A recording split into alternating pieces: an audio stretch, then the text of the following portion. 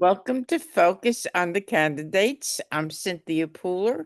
My guest today is Kyle Freeman, and Kyle is running for U.S. Senate in South Carolina.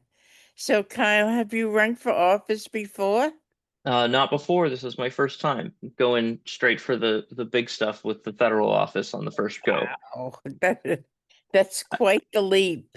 I'm in good company though. That was what JFK did. That was what Biden did. And although he served in the public and community, that was what Obama did. So I'm in good company right now. So, you haven't run for a lesser office. What inspired you to run? Well, I come from a military background. But I wasn't in the military myself. My family, my grandfather was a two-star admiral in the Navy. My mother was a lieutenant commander, and my father was a master chief. And so there's a sort of dedication and duty to the country that I feel. And as things were getting worse and worse, and I've seen the political process continue to spiral downward, I realized that I have a set of skills that's really needed right now. And I would be doing a disservice to my country if I didn't put myself out there and try to help the federal government with the skills that I have. What skills do you feel that you've got that would be beneficial to the United States Senate? Well, I've been working in logistics for the last 13 years. So my job is essentially to solve problems and to figure out what's going wrong in big complex systems. Currently, I work in inventory control, which is very quality and detail oriented. Hmm. But for those 13 years, I've also been spending that time listening to audiobooks, to college lectures. A lot of guys listen to music. I listen to ideas and facts, and I've been learning a lot of it at the college level about whatever's been interesting to me. And that's been things from philosophy and human psychology to law and legal procedures to the structure of the government to the economy, a lot of things that happen to be extremely relevant right now. And I've also, when I was studying film, I went to film school in La Fameuse, Paris, uh, and I learned a lot about how to communicate with people and how to tell a story. Mhm. And that's really important when you get into politics for being able to share the ideas that you have with people and to understand other people's perspective. It gives you a lot of empathy by understanding how different people would have to be thinking in a certain situation in order to tell a story. But you can apply that to real life and talk to somebody who's on the other side of the aisle and understand their point of view and really come to common ground because you're not talking past each other anymore. Uh, and I can't give you a complete answer without writing like an autobiography because it really is just about everything in my life is totaled up to me being the guy for this moment. And I don't feel like that makes me special because there's millions of people in America that have similar stories that just don't have the opportunities to step up and make a difference and make that change. And this is my way of affecting it. And so I'm stepping up because I feel like it's the right thing to do. I'd be doing a disservice to people if I didn't. So, do you think the skills that you've got or the skills that you've acquired, do you think they're innate or do you think you've acquired them over time? I think the vast majority of them I've acquired over time, just through work and effort and study. Uh, there are some that are innate, so there's a certain level of charisma and it factor. Like I did stand-up comedy a while back, it Oh, just a little bit, and I was never popular or anything like that.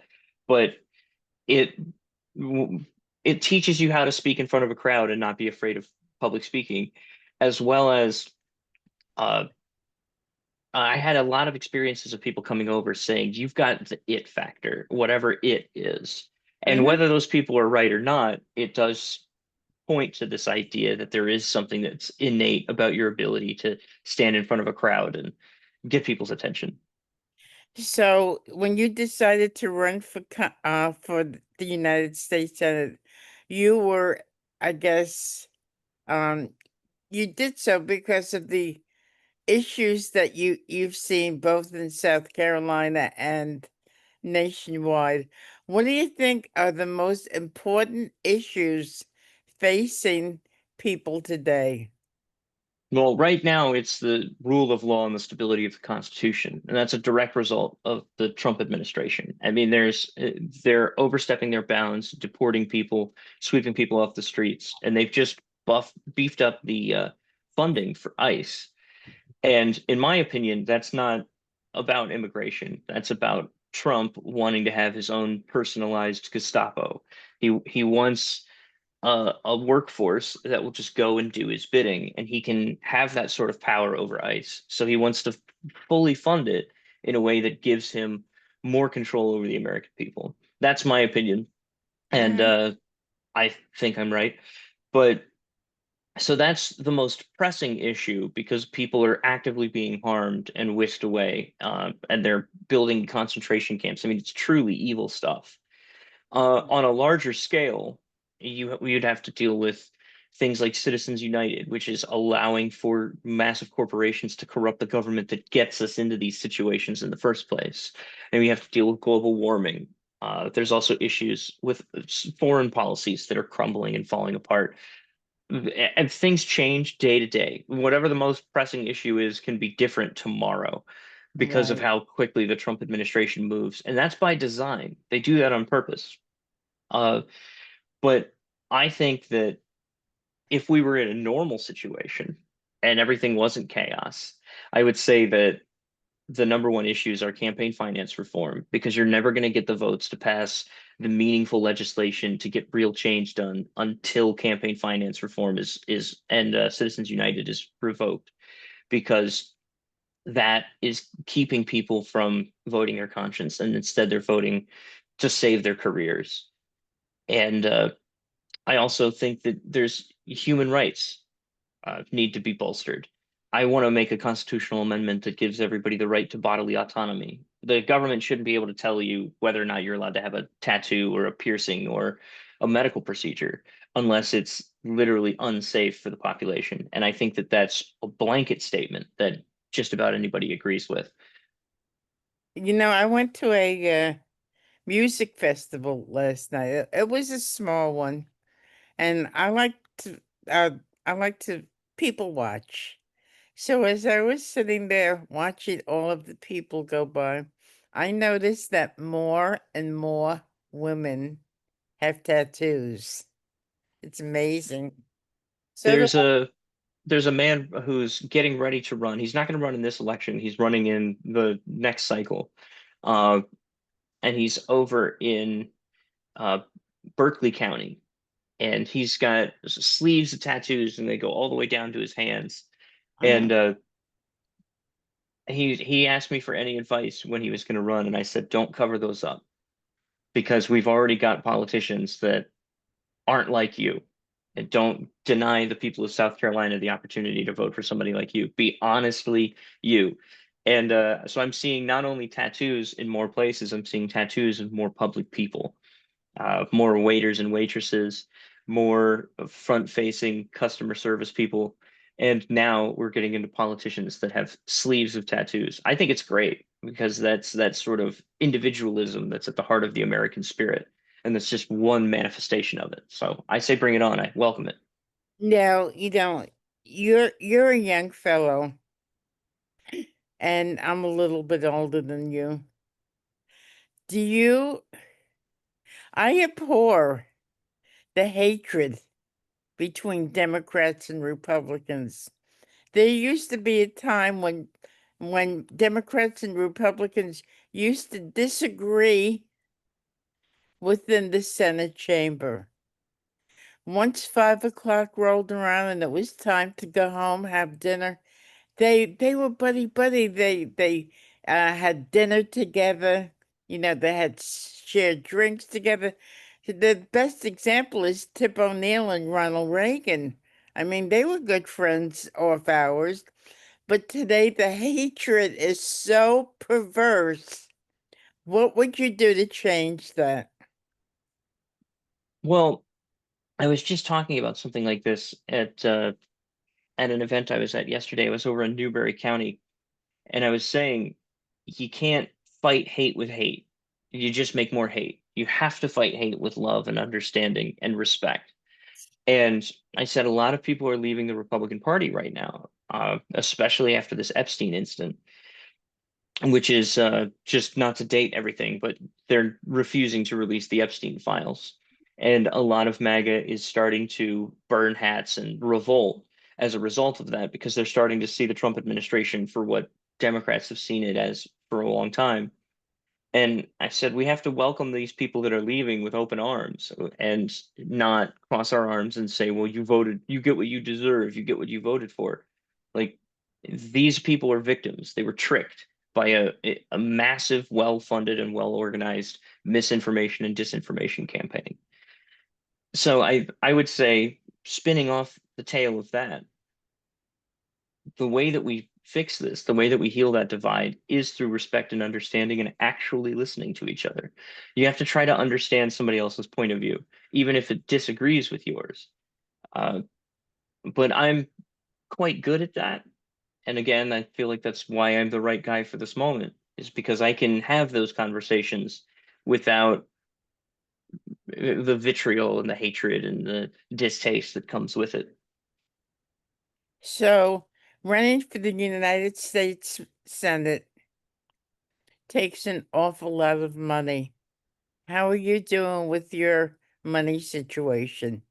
Well, we can always use more money.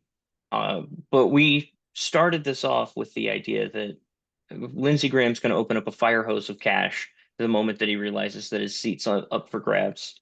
So we built everything to be as lean as possible.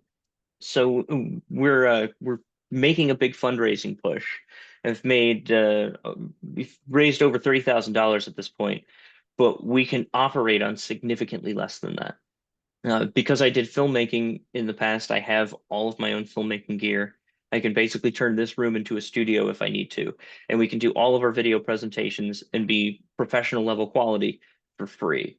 Uh, I also have everything that I need to make campaign materials. We can make everything in-house for free.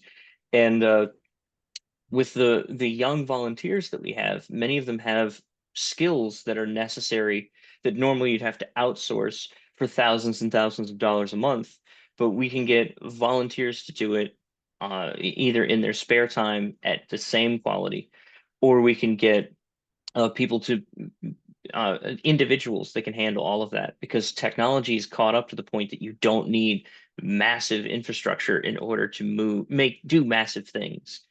Uh, so we're running a very lean campaign, which is helpful because it's turned out to be a harder than usual time to fundraise. A lot of people are upset with the Democratic Party right now, and rightfully so. People don't want to donate money after they've donated so much to the Kamala Harris campaign and also so much here in South Carolina to the Jamie Harrison campaign. To have both of those fail, and a lot of them feel like they've been burned by the Democratic Party, and it's tough to argue against them. You know, they've they've donated hundreds of thousands of dollars in some cases, and they've seen nothing from it. And then here comes some new guy who hasn't proven himself yet. That's like, hey, can I have 3 grand? And they go, no. And it's like, I don't blame them. But the good news is we're starting to pick up steam with that. We're getting more and more interest every day. And so the fundraising is turning around. We've got a big event planned where I don't know how much I should say beforehand while it's still in the works, but we have a prominent country singer that's coming down to do a benefit Good, concert for us. good. And so we've got good things in the works. Mhm.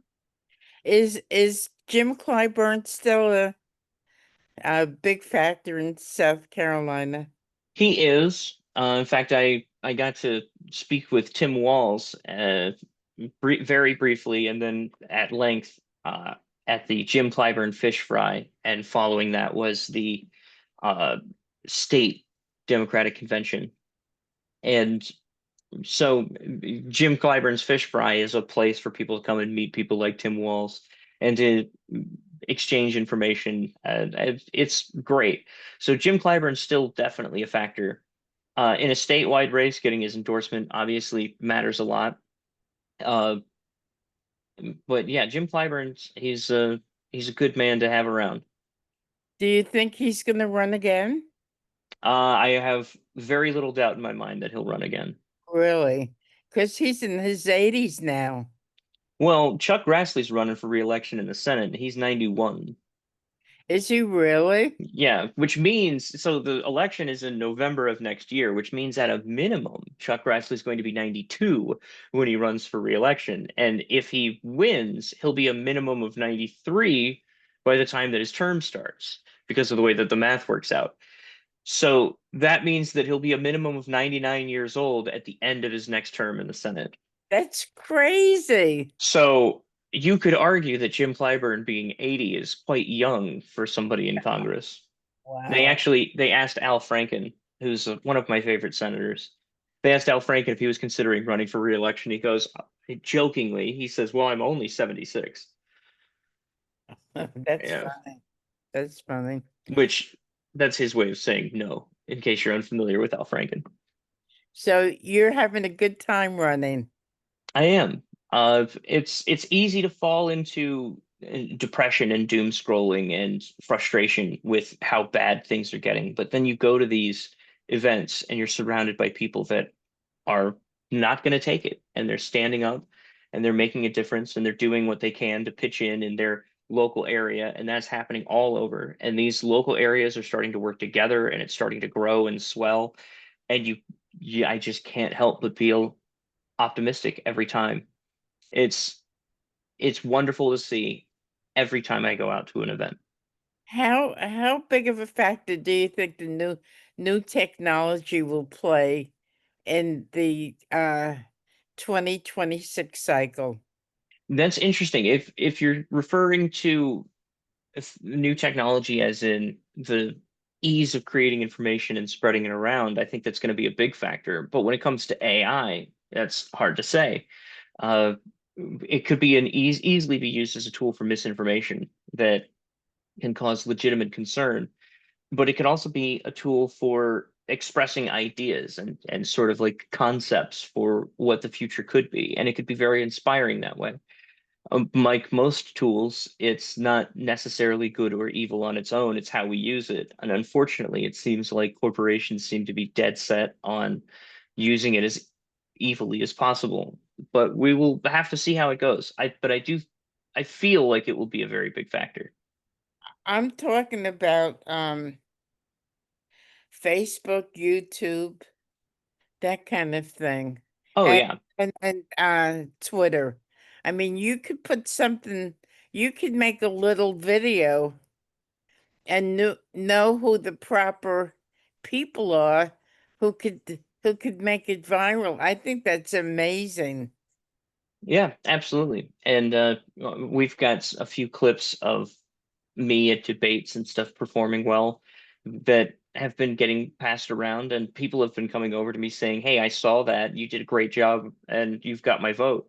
So it's definitely influencing the election. And Jermaine Johnson is running for governor, and one of the main springboards that started his gubernatorial campaign was a viral video of him speaking in the state house.